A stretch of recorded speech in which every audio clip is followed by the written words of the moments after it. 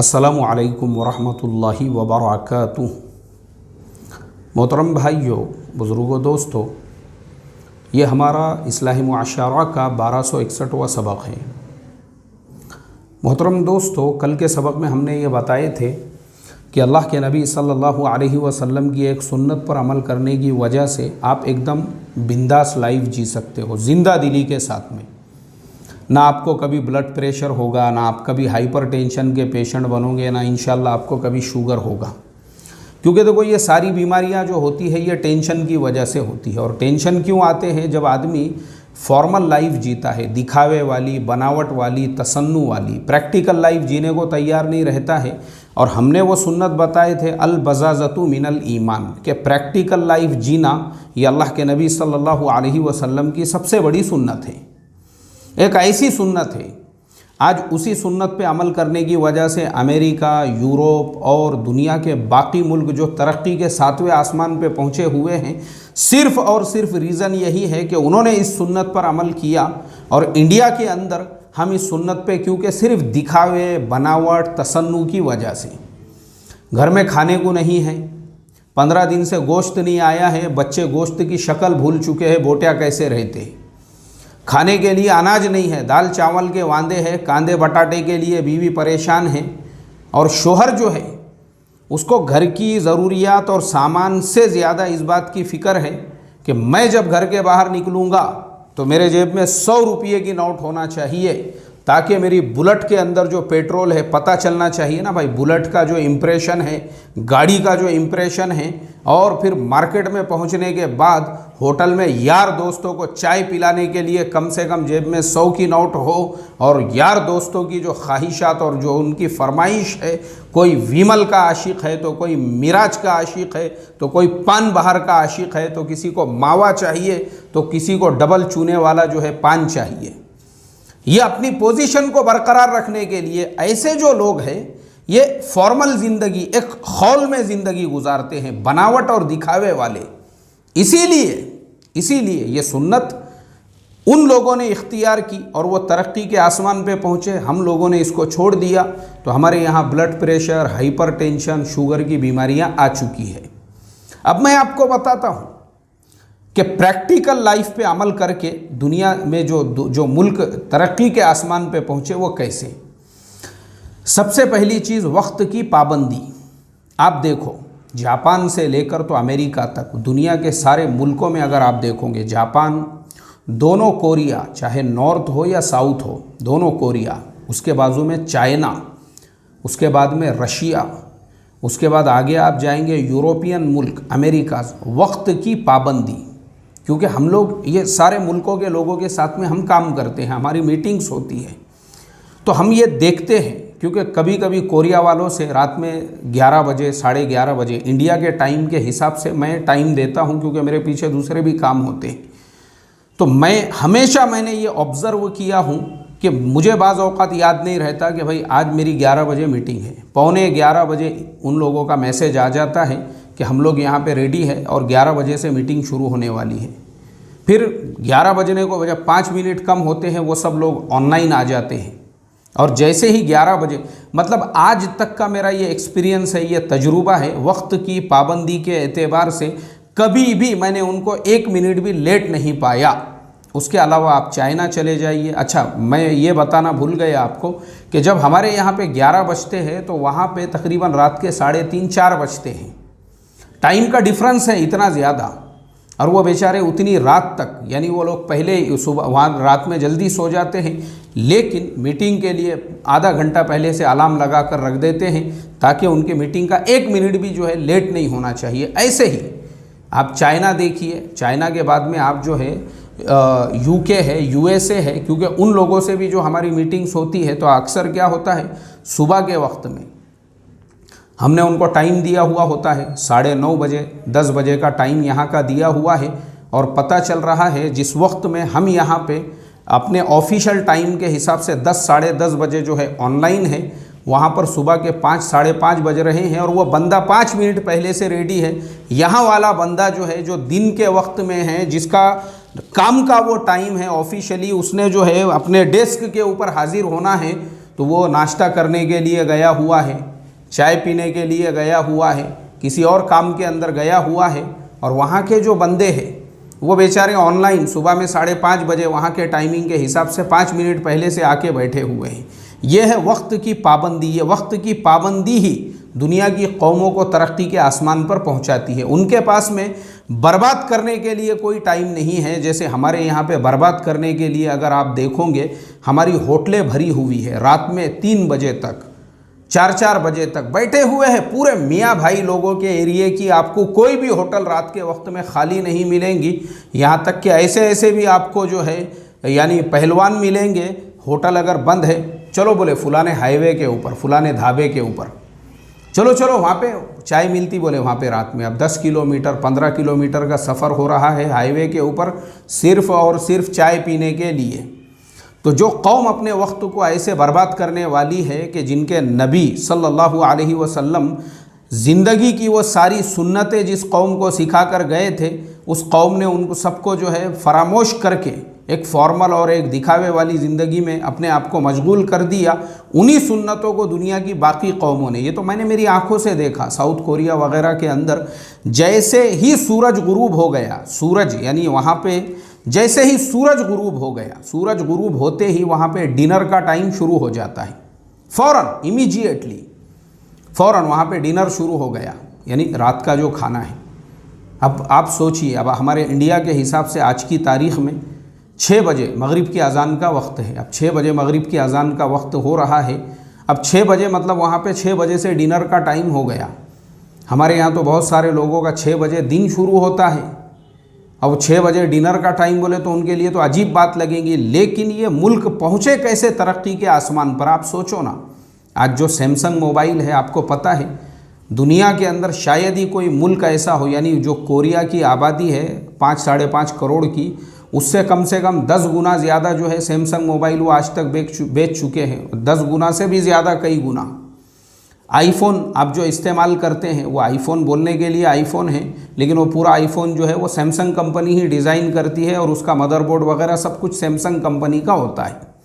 Samsung company जो है पूरी दुनिया पे आज उन्होंने अपना राज कायम कर लिया हर एतबार से। एक छोटा सा मुल्क है वो।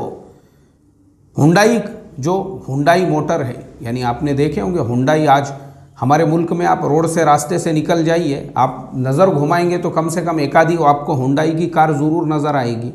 कोरिया की कंपनी है वो हुंडई कंपनी। पूरे दुनिया में आज वो कंपनी राज कर रही है। एक ऐसे मुल्क की जिस मुल्क की जितनी आबादी नहीं है, मैं समझता उससे 10 गुना ज़्यादा कारें तो पूरी दुनिया में आज तक वो कंपनी बेच चुकी होंगी। ऐसे ही और भी बड़ी बड़ी कंपनियां हैं वहाँ पे। देवू मोटर्स जो बड़े बड़े ट्रक्स वगैरह बनाती है, ख़ास तौर पे अरब मुल्कों के अंदर देवू मोटर्स के ट्रक इस्तेमाल में आते हैं, और भी दुनिया में कहीं इस्तेमाल करते होंगे। उसी कोरिया की वो छोटी सी कंपनी है। और भी कंपनियां, और जैसे LG कंपनी है। हमारे घर में अगर आप नज़र दौड़ाओ अपने ख़ुद के घर के अंदर, तो आपको आपके घर में LG, सैमसंग या हुंडई, तीनों में से किसी न किसी कंपनी का कोई ना कोई प्रोडक्ट ज़रूर नज़र आएगा। एक छोटा सा मुल्क ऐसा जो दुनिया पे हावी हुआ, उसका रीज़न सिर्फ़ और सिर्फ इन सुन्नतों के ऊपर अमल है। जैसे ही सूरज गुरूब हो गया, वहाँ पे डिनर का टाइम शुरू हो जाता है। रात का खाना खा लो, खा लिया आपने, चलो अब सीधा आराम के लिए पहुँच जाओ।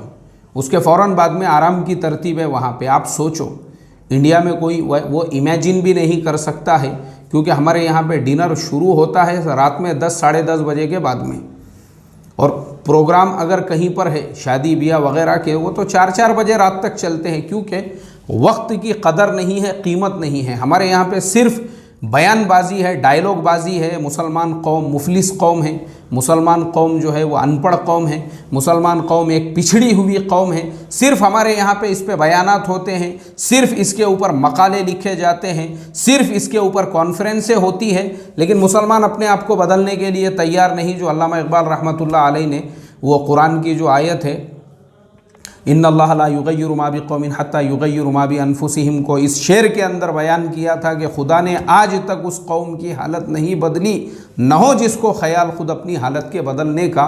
तो मुझे आप बताओ मोहतरम दोस्तों, वो कौम मुफलिस, वो कौम अनपढ़, वो कौम जाहिल क्यों नहीं रहेगी जो ख़ुद अपने आप को बदलने तैयार नहीं है और अल्लाह के नबी की उस सुन्नत को फरामोश कर दिया, जिस सुन्नत को दुनिया के दूसरे मुल्कों ने इख्तियार करके तरक्की के आसमान पे वो लोग पहुँचे हुए हैं। वही मैं बताना चाहता हूँ आपको। जैसे ही मगरिब हो गई, वहाँ पे डिनर का वक्त शुरू हो गया, उसके बाद में लोग जो है खाना खा लिए, उसके बाद आप आराम का वक्त है, उसके बाद कोई कॉन्फ्रेंस नहीं, कोई मीटिंग नहीं, कुछ नहीं कुछ नहीं कुछ नहीं। और सिर्फ ये कोरिया का नहीं, पूरे यूरोपियन मुल्कों का, ऐसे ही अमेरिका वगैरह का। मैं इससे पहले यूके के एक प्रोजेक्ट के ऊपर काम करता था। वो प्रोजेक्ट के अंदर हमारे लिए एकदम स्ट्रिक्टली इस बात की मनाही थी कि जैसे ही यूके में 7 बजते हैं, यानी हमने हमारी जो दुकान है वो 6:30 बजे पूरा लपेट के रख देने का कंप्यूटर की। 6:30 बजे, यानी वहाँ के 6:30 बजे, यूके के 6:30 बजे, क्योंकि वहाँ का गवर्नमेंट का कानून है 7 बजे के बाद में आप वहाँ के किसी भी फ़र्द को डिस्टर्ब नहीं कर सकते। कोई आप किसी को ना कॉल कर सकते, ना किसी से बात कर सकते, ना कोई इन्फॉर्मेशन दे सकते, कोई नहीं, कोई ऑफिशियली वर्क नहीं कर सकते। वहाँ का ये सिस्टम बना हुआ है। अब हमारे यहाँ पे तो हाल ये है कि मैं जैसा बताया हूँ कि बहुत सारे लोगों का तो दिन शुरू होता है, तो जैसे ही खाना खा लिए उसके बाद सो जाइए, और सुबह में 4 बजे से, मैं मेरी आंखों से देखी बात आपको बता रहा हूँ। हम लोग जब कोरिया के अंदर थे तो हम लोगों को जो है एक जगह, एक शहर से दूसरे शहर सफ़र करना था। तो हमारे जो रहबर थे उन्होंने बोले थे देखो मैं रूम पे आपके जो है सुबह में 4 बजे पहुँच जाऊँगा, एग्जैक्ट 4 बजे। मोहतरम दोस्तों, 4 को 5 कम थे और उसने बेल बजाया, और मैं उस वक्त में जो है आराम कर रहा था। जब 4 को 5 कम पे उसने बेल बजाया, मैं एकदम हड़बड़ा के उठा। मैं बोला भाई कौन है? उसने कहा कि देखो हम लोगों को 4 बजे निकलना है। मैंने चूँकि सामान वगैरह मेरा पूरा तैयार करके रखा हुआ था, रात में ही मैं फ़ौरन उठा। इमीडिएटली मैंने वज़ू वगैरह किया, 2 रकात नमाज़ पढ़ के मैं फ़ौरन अपना बोरिया बिस्तर सामान लेके उसके साथ में निकला। अब जब हम लोग रोड पर आए, रोड पर आने के बाद मैंने देखा कि रोड के ऊपर ऐसा ट्रैफिक, यानी जैसे नॉर्मली हमारे यहाँ पे दिन के वक्त में होता है, और सिग्नल के ऊपर कारों की लंबी कतारें और लाइनें लगी हुई है। तो मैं सोचने पे मजबूर हो गया। मैंने पूछा हमारे वो दोस्त से, मैंने कहा what is going on in your country, why, any festival today, any special day? बोले नहीं आज कोई स्पेशल डे नहीं है, nothing, it is our daily routine. ये तो हमारा रोज़ाना का रूटीन है। यहाँ पे रोज़ाना ऐसा ही होता है, लोग 4 बजे उठ जाते हैं और अपने काम के लिए रवाना हो जाते हैं। बहुत सारी कंपनियों में सुबह 5 बजे से 6 बजे से काम शुरू हो जाता है। चाइना, कोरिया, दुनिया के बहुत सारे मुल्क ऐसे हैं, ये सुन्नत के ऊपर उनका अमल है, इसीलिए ऐसे ही उनके कंपनियों का पूरी दुनिया में राज नहीं है। जबकि अगर आप देखोगे उनकी भी ज़िंदगियों को उठाकर, तो आपको ये चीज़ मिलेंगी उनकी लाइफ में, उनकी ज़िंदगी के अंदर, कि आज से सिर्फ 50-60 साल पहले वो मुल्क ऐसे थे जहाँ पे गधे और खच्चरों का वो लोग इस्तेमाल करते थे। आप देखो तारीख़ के अंदर जाके। अभी मुझे वो सारे डिटेल्स बताना नहीं है, क्योंकि मैं अपने कोरिया के सफ़रनामे में वो सारी तफासिल पहले ही बता चुका हूँ। मुझे आपको सिर्फ यहाँ पे ये बताना है, ज़िंदा दिली के साथ में जीने के लिए इंसान को प्रैक्टिकल होना ज़रूरी है। जो हमारे यहाँ पे हम लोग फॉर्मल, दिखावा, बनावट वाली ज़िंदगी के चक्कर में खुद अपनी ज़िंदगी बर्बाद कर रहे हैं। इसीलिए वहाँ पर आपको शुगर के, ब्लड प्रेशर के, हाइपरटेंशन के, दुनिया में सबसे लंबी उम्र जापान के लोगों की होती है। वहाँ पे आज भी आपको 200 साल, 150 साल, 250 साल, 100 साल से ज़्यादा के, दुनिया में सबसे ज़्यादा लोग आज भी जापान के अंदर आपको मिलेंगे। इतनी लंबी उम्र, एवरेज जो लाइफ है वहाँ की वो 85 ईयर है, यानी 85 साल जो एवरेज लाइफ है वहाँ की। हमारे यहाँ की एवरेज लाइफ जो है कुछ 60-62 साल है इंडिया की। आप सोचो, जो 20 साल का डिफरेंस आया दोनों के दरमियान में, वो क्यों आया, क्या रीज़न है उसका? तो आपको उस पर गौर करना पड़ेगा कि वहाँ की ज़िंदगी, वहाँ के लोगों की ज़िंदगी में वो सारी सुन्नतें आपको मिलेंगी जो अल्लाह के नबी सल्लल्लाहु अलैहि वसल्लम हम मुसलमानों को सिखा कर गए थे। हमारी ज़िंदगी में वो सुन्नतें नहीं है, एकदम प्रैक्टिकल। और ये चीज़ ज़रूरी है ज़िंदगी में, यही वो सुन्नत है जिस पर अमल करने की वजह से लोग वहाँ के ज़िंदा दिली के साथ में जीकर वो तरक्की के ऐसे 7वें आसमान पे पहुँचे हैं। और वही हम यहाँ पे फॉर्मल, दिखावा, घर में खाने जवारी बाजरी नहीं, लेकिन दिखावे के लिए जेब में 100 रुपये होना चाहिए होटल में निकलने से पहले, बर्बाद है। अल्लाह ताला हिफाजत फरमाएं। अब इसका अगला पार्ट भी हम आपके सामने बयान करेंगे इंशाअल्लाह कि वो कौन सी सुन्नत है अल्लाह के नबी की जिस पर अमल करने की वजह से आपको ज़िंदगी में कभी भी डिप्रेशन और टेंशन नहीं आएगा। इंशाअल्लाह वो कल हमारा उन्वान रहेगा। अल्लाह हम तमाम को अमल की तौफीक अता फ़रमाए। अस्सलामु अलैकुम व रहमतुल्लाहि व बरकातुहू।